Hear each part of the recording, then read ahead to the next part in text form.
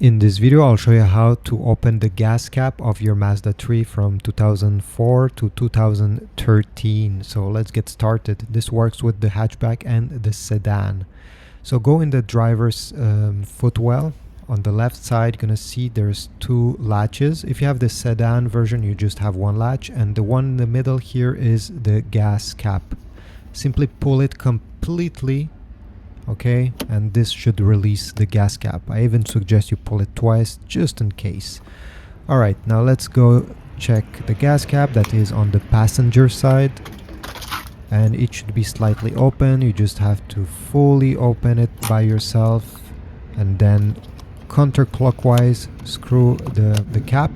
I suggest you don't let it sit like this against the paint of your car. You simply need to put the cord this way, so there's no gas dripping on the paint of your car. Once you're done, put it back and simply screw it clockwise until it clicks, and then close the gas cap. And this is about it.